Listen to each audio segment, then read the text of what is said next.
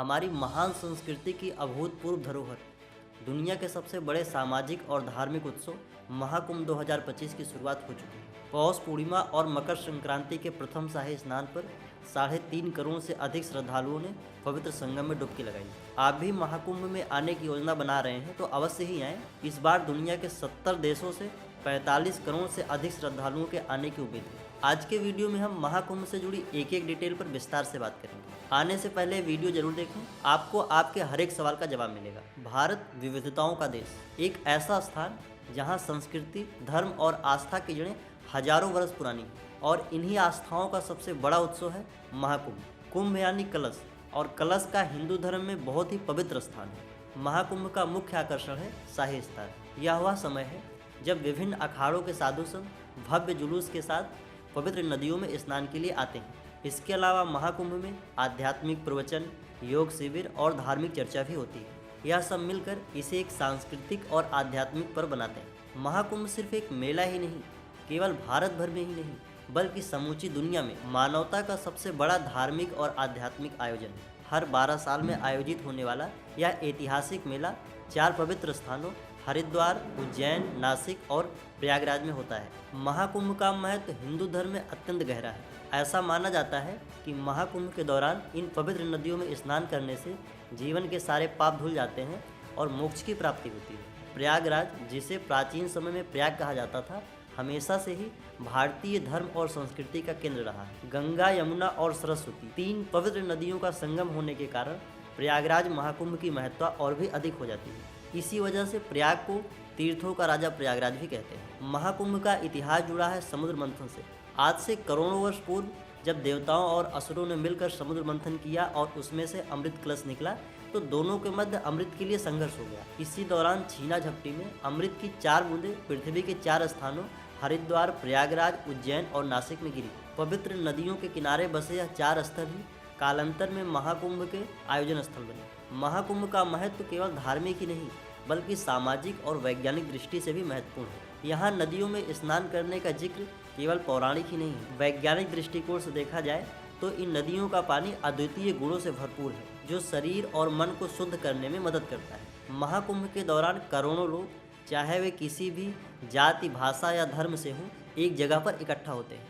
यह हमें सामाजिक समानता और भाईचारे का संदेश देता है। महाकुंभ केवल एक धार्मिक उत्सव नहीं है बल्कि यह भारत की आत्मा का केंद्र बिंदु है। यह हमें सिखाता है कि आस्था, सेवा और भाईचारे का वास्तविक अर्थ क्या है। 7वीं शताब्दी में भारत के महान सम्राट हर्षवर्धन ने प्रयागराज महाकुंभ को एक नया आयाम दिया।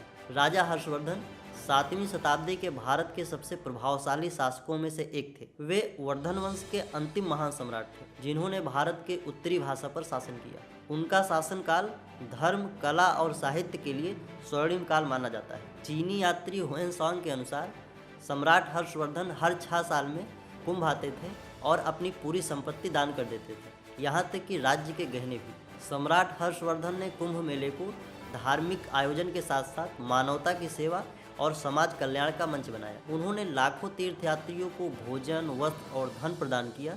उनकी उदारता और आस्था ने कुंभ मेले को एक वैश्विक पहचान दिलाई। सम्राट हर्षवर्धन द्वारा शुरू की गई यह परंपरा आज भी जारी है। प्रयागराज कुंभ, जो हर 12 साल में आयोजित होता है, दुनिया का सबसे बड़ा धार्मिक आयोजन बन चुका है, जहां करोड़ों श्रद्धालु न केवल भारत से बल्कि दुनिया भर से आते हैं और पवित्र संगम में आस्था की डुबकी लगाते हैं। 2025 में प्रयागराज महाकुंभ, इतिहास और परंपरा का यह महापर्व अपने और भी भव्य रूप में आयोजित हो रहा है। ज्योतिषीय गणनाओं के अनुसार यह आयोजन तब होता है जब सूर्य और बृहस्पति एक विशिष्ट राशि में एक साथ आते हैं। इस बार यह संयोग और भी पवित्र माना जा रहा है क्योंकि इस बार मौनी अमावस्या को सूर्य और बृहस्पति के साथ साथ चंद्रमा और शनि ग्रह भी एक साथ एक ही विशिष्ट राशि में आ रहे हैं। यह शुभ संयोग 144 वर्षों के बाद आया है। महाकुंभ 2025 केवल एक धार्मिक आयोजन नहीं बल्कि यह विकास, निवेश और राजस्व के लिए एक अभूतपूर्व अवसर के रूप में सामने आया है। महाकुंभ मेले में प्रशासन और संगठन को और बेहतर करने के लिए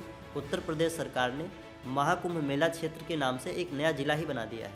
यह यूपी का 76वां जिला है। इसमें 4 तहसीलें सदर, सोराव, फूलपुर और करछना शामिल है। इस नए जिले में जिलाधिकारी और एसपी की नियुक्ति भी की गई। सबसे ज़्यादा जोर बुनियादी ढांचे के विकास पर है। करीब 15,000 करोड़ की परियोजना से पूरे प्रयागराज को संवारा जा चुका है। इनर रिंग रोड, 6 लेन पुल, भारद्वाज मुनि विमानन केंद्र, त्रिवेणी बांध रोपवे परियोजना और संगम पर पहली बार बनाए जा रहे 7 पक्के घाटों के निर्माण के साथ आप संगम समेत पूरे प्रयागराज को बदला हुआ पाएंगे। प्रयागराज जंक्शन का पुनर्निर्माण विकास भी विरासत भी की थीम पर हुआ है। स्टेशन को सिटी सेंटर के रूप में विकसित किया गया है। यहाँ नए स्टेशन पर 42 लिफ्ट्स और 39 एस्केलेटर्स लगाए गए हैं। वहीं मेला क्षेत्र में 488 किलोमीटर की चक्कर प्लेट्स और 30 नए प्लांटून पुल का निर्माण हुआ है।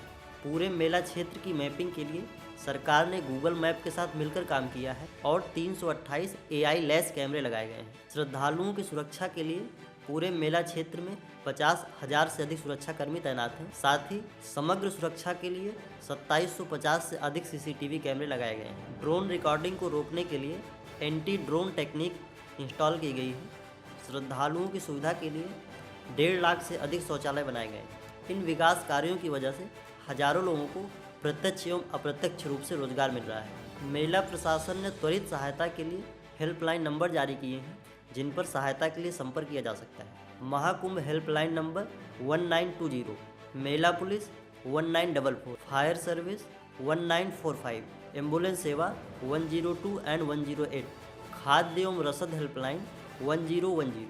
महाकुंभ की शुरुआत पौष पूर्णिमा 13 जनवरी से हो चुकी है। शाही स्नान महाकुंभ का मुख्य आकर्षण। इस दौरान विभिन्न अखाड़ों के साधु संत भव्य जुलूस के साथ संगम पर स्नान के लिए आते हैं। आध्यात्मिकता और परंपरा का चरम यह दृश्य अत्यंत ही मनोहारी होता है। अगर आप मुख्य आयोजन देखना चाहते हैं तो शाही स्नान के समय आना सबसे अच्छा रहेगा, लेकिन इस दौरान भीड़ काफ़ी ज़्यादा होती है। बेहतर यही होगा कि आप शाही स्नान से 1-2 दिन पहले ही कुंभ परिसर में आ जाएं और वहीं ठहर जाएं, जिससे आप भीड़ भाड़ से बच सकते हैं। प्रथम शाही स्नान मकर संक्रांति को संपन्न हुआ। द्वितीय शाही स्नान 29 जनवरी मौनी अमावस्या को। तृतीय शाही स्नान 3 फरवरी वसंत पंचमी को। अन्य महत्वपूर्ण स्नान तिथियां माघी पूर्णिमा 12 फरवरी और महाशिवरात्रि 26 फरवरी है।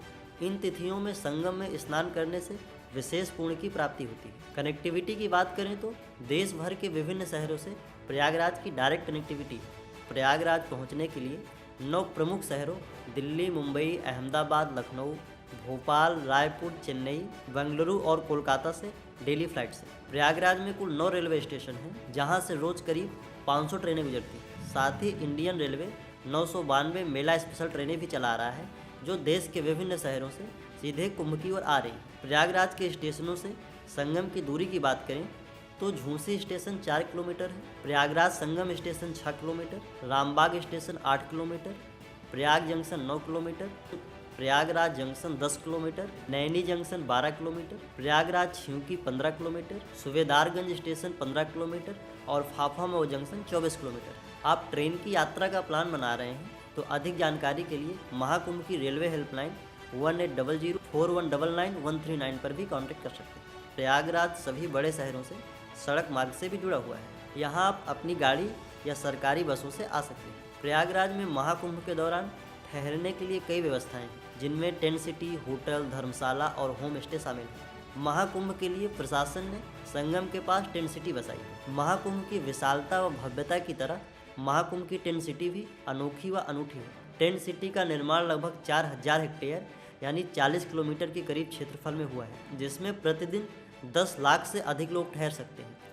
टेंट सिटी दुनिया की सबसे बड़ी अस्थायी आवास संरचना है। इसको बनाने में 68 लाख से अधिक लकड़ी की बल्लियों का उपयोग हुआ है।